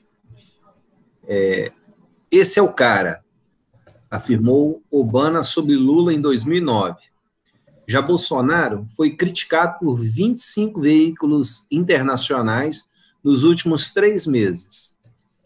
Quanto tempo, em média, o Haddad levará para reerguer o Brasil internacionalmente novamente? E aí nós já estamos contando aqui que ele está eleito em 2022, pelo menos na torcida. O Antônio depois vem... Nenhuma gestão é 100% positiva. Sendo assim, quais os principais erros da gestão do PT? E o Adonel,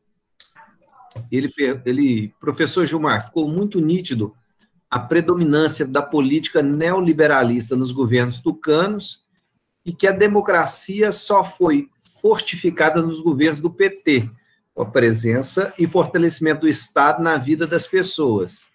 E como você afirmou, foi possível com um rompimento com a velha política. E agora, com a eleição de Bolsonaro, vimos que essa transição / rompimento da democracia por um retorno a um liberalismo extremo, como destruição do Estado.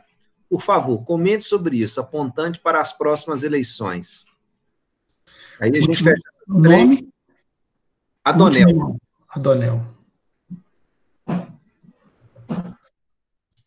Tem mais alguma? Não, a gente fecha nessas 3 e depois eu faço mais. Tá. Bom, Alex, realmente, né, a nossa política externa é lamentável, mas a gente não esperava muito do governo Bolsonaro, né, quando ele faz essa escolha. Mas o que o Bolsonaro expressa não é só o que está na cabeça dele. Há uma visão no mundo hoje, né, e o Trump faz isso também, né?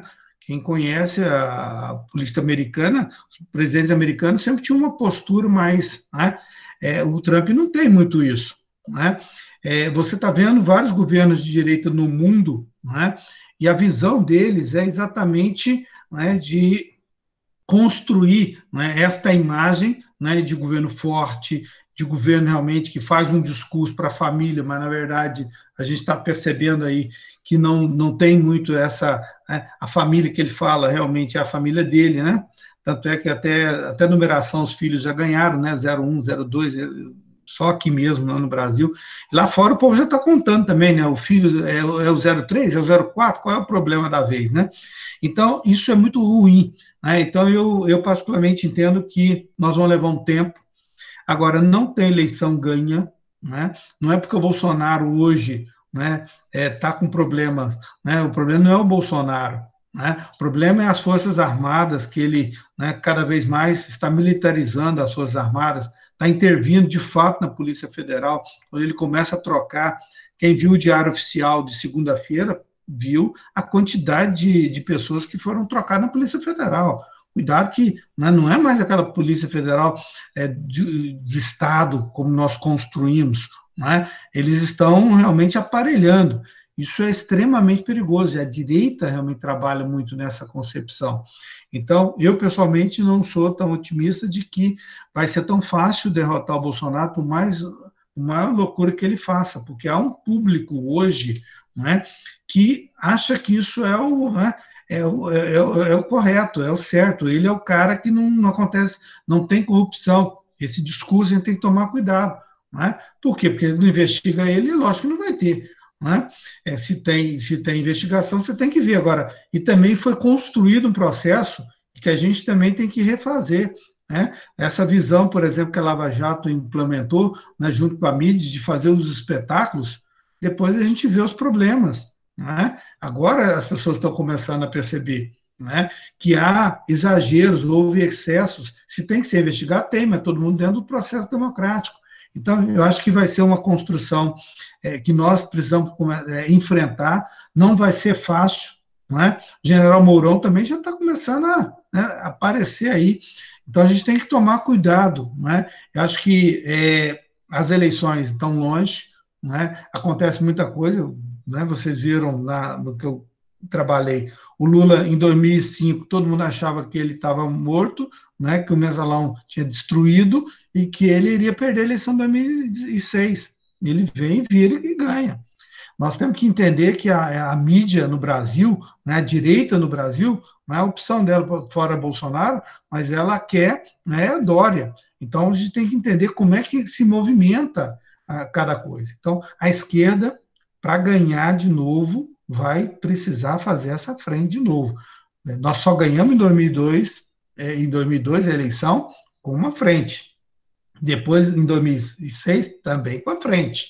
Em 2010, a Dilma ganhou com uma frente, certo? Sem isso, não tem a esquerda sozinha, nenhum dos partidos da esquerda sozinho vai conseguir ganhar. Então, a gente tem que ter humildade e começar a construir. E ela vai construir embaixo. A gente constrói embaixo, depois a liderança lá em cima se acerta mais rápido.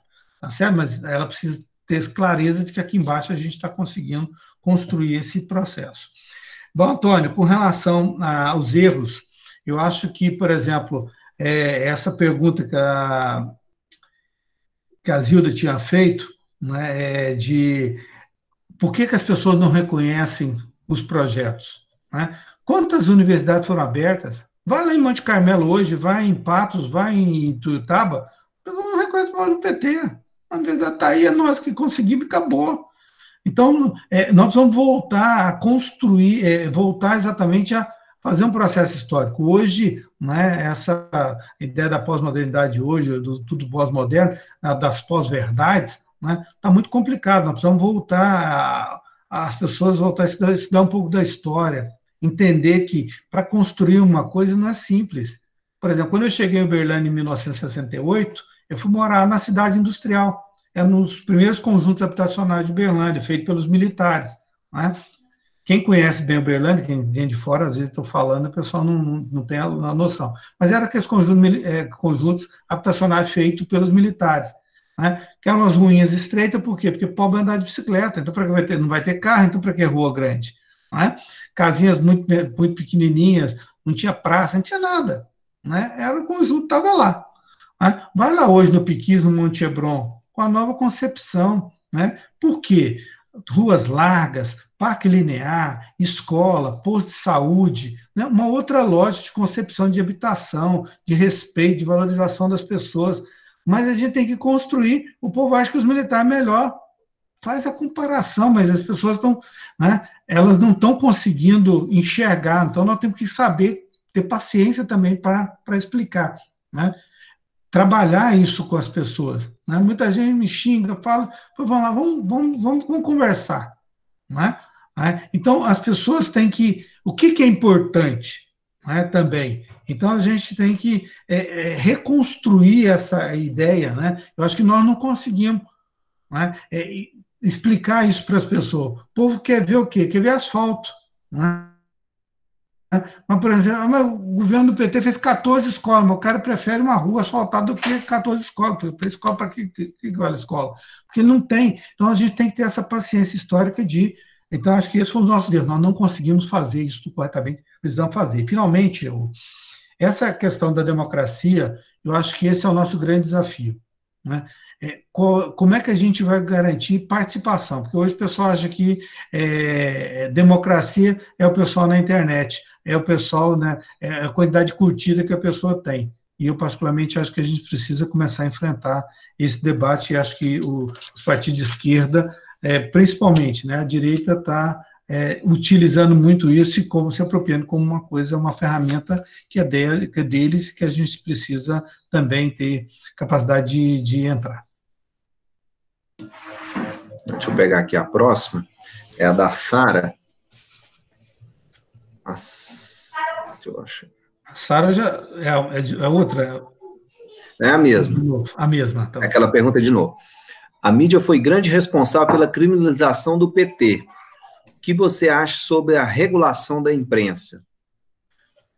Aí tem alguns elogios aqui. Aí o Marcos Araújo pergunta: Gilmar, você não acha que Lula deveria ter construído mais hospitais ao invés de estádios de futebol, que hoje estão fazendo muita falta para o atual governo enfrentar a pandemia?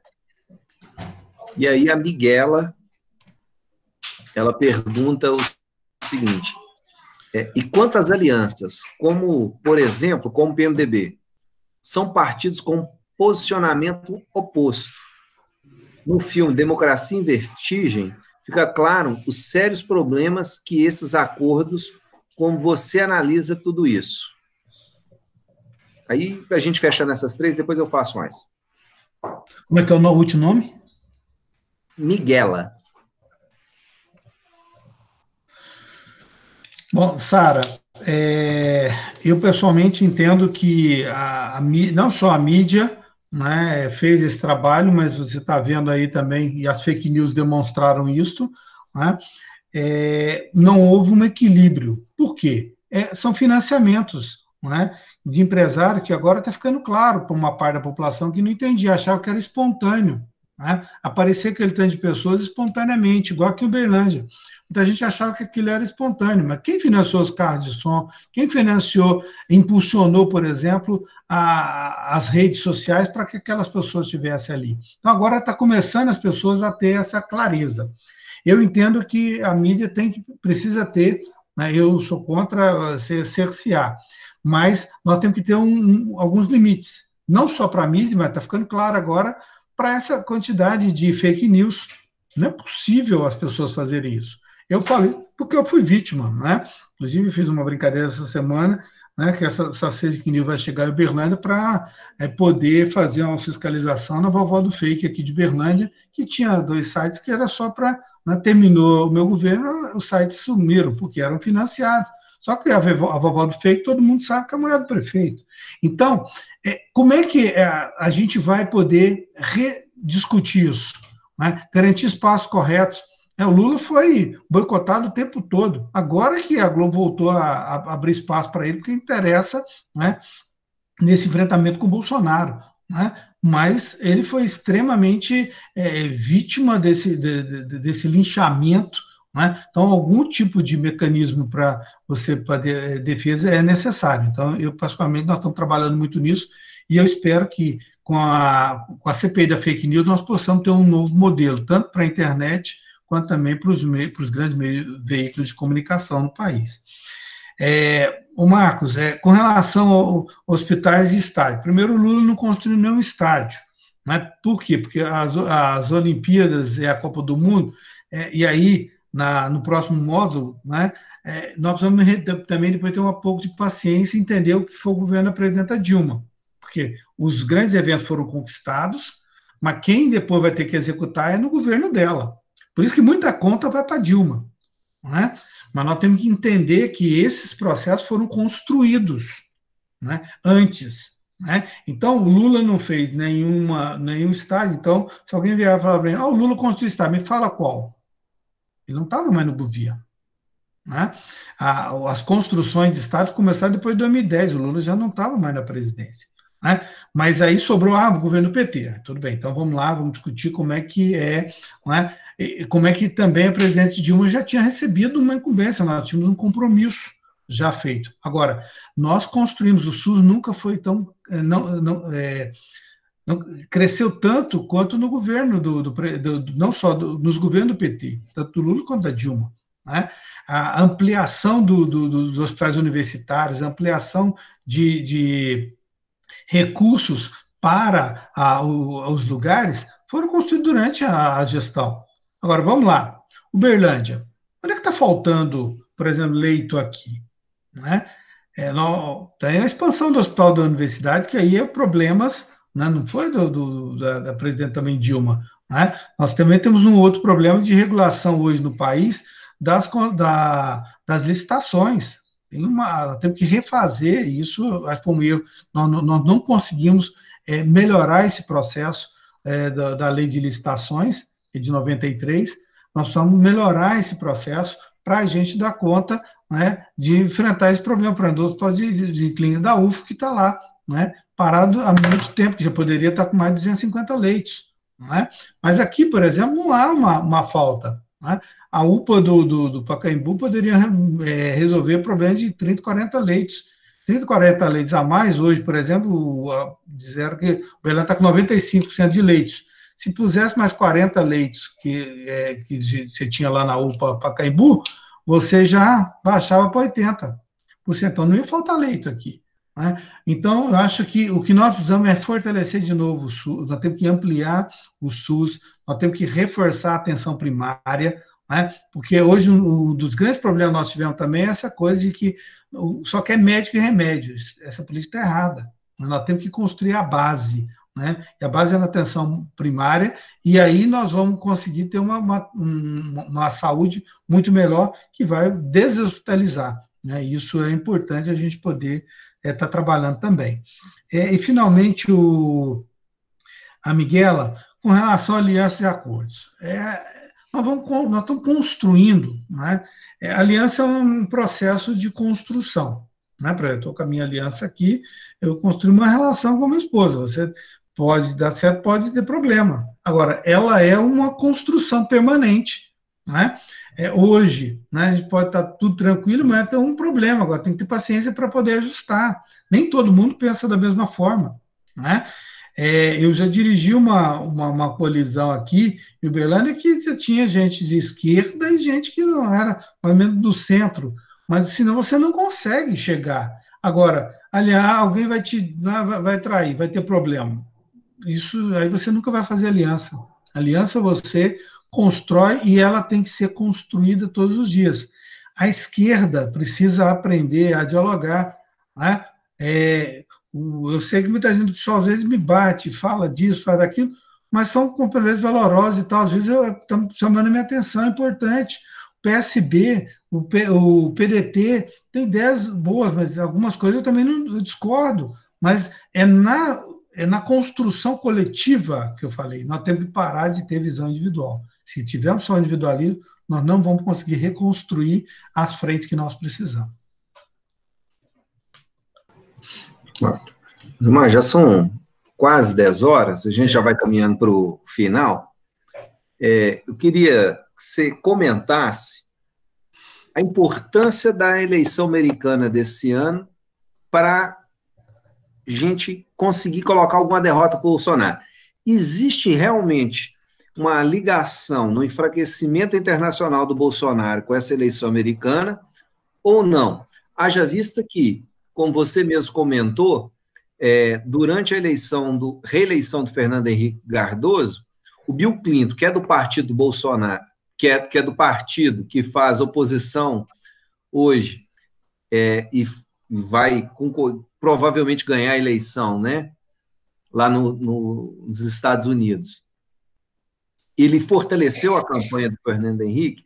Fazer uma mudança do republicano para os democratas vai interferir de alguma maneira aqui no Brasil, num cenário internacional, e isso pode ser considerado uma derrota para Bolsonaro. Isso facilita a oposição em algum aspecto, e aí você pode ir para as considerações finais para a gente encerrar. Tá? Muito obrigado.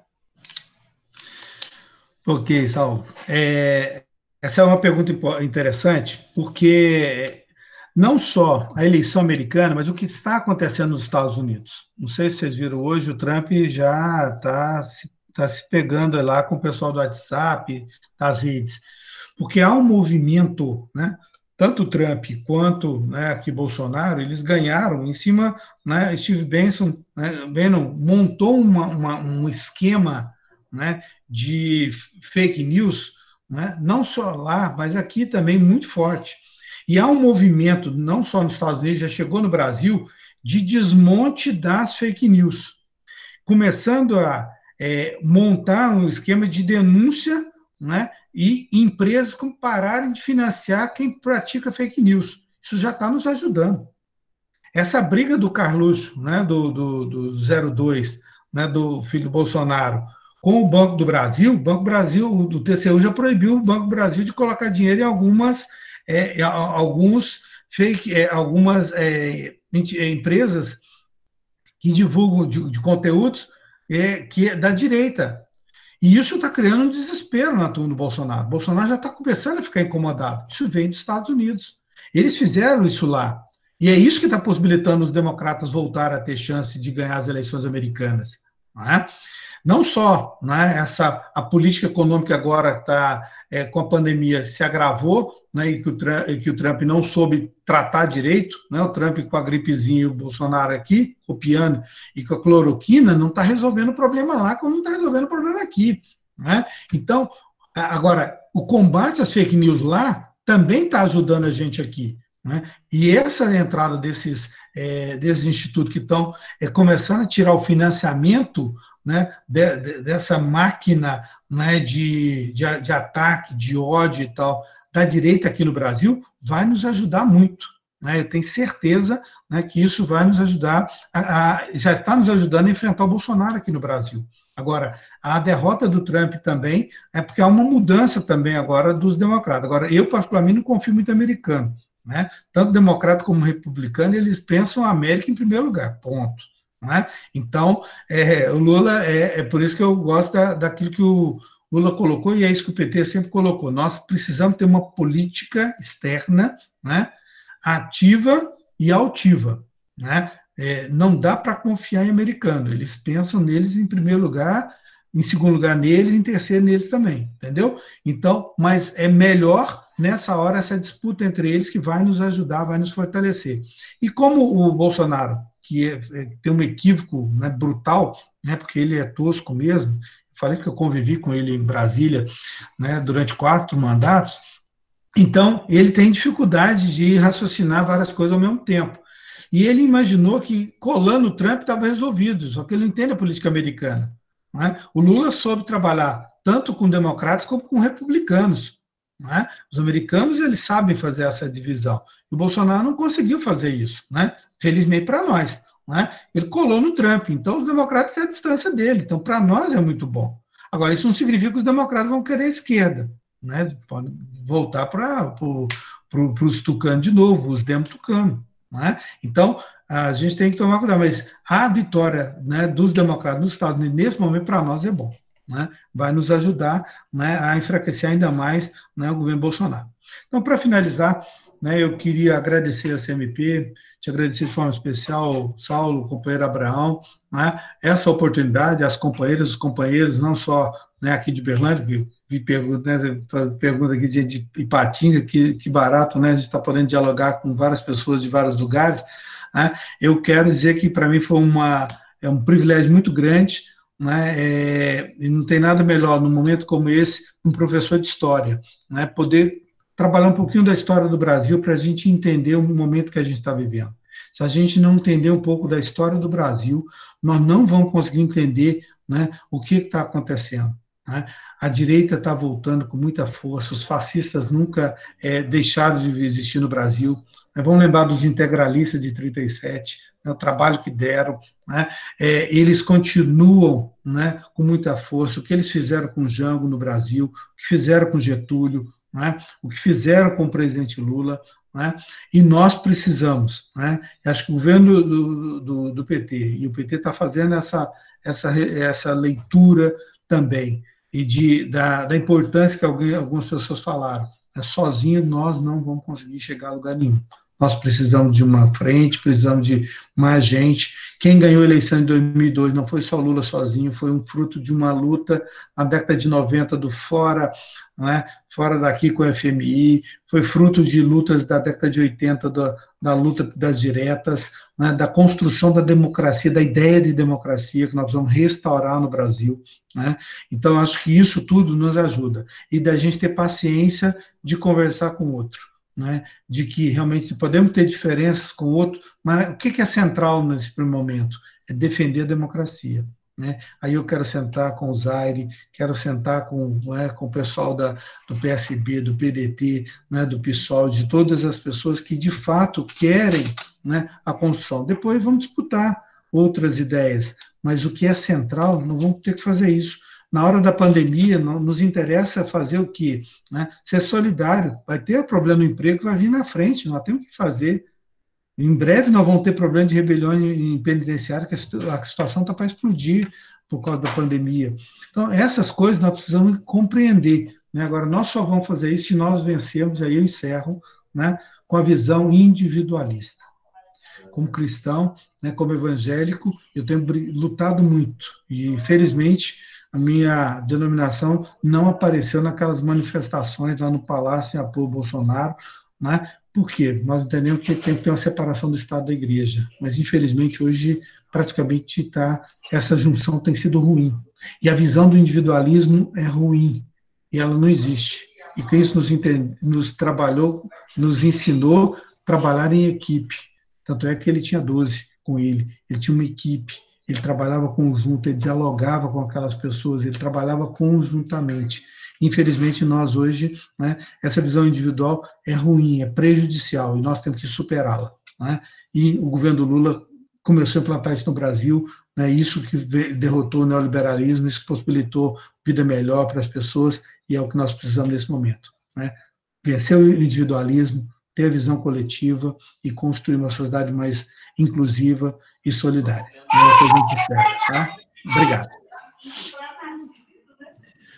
Obrigado, Gilmar. A Central de Movimentos Populares te agradece imensamente aí pela disposição, pela aula, maravilhosa aula, né? Tem vários elogios aí no chat. Nós temos aqui pessoas de Conceição do Mato Dentro, Goiânia, São Paulo, interior de São Paulo, Conselheiro Lafayette e Manaus. Então, tem bastante gente aqui de diversos locais no Brasil te assistindo. Então, a gente fica muito feliz com a aula. Muito obrigado e esperamos em breve estar aqui novamente. Tá? Um grande abraço.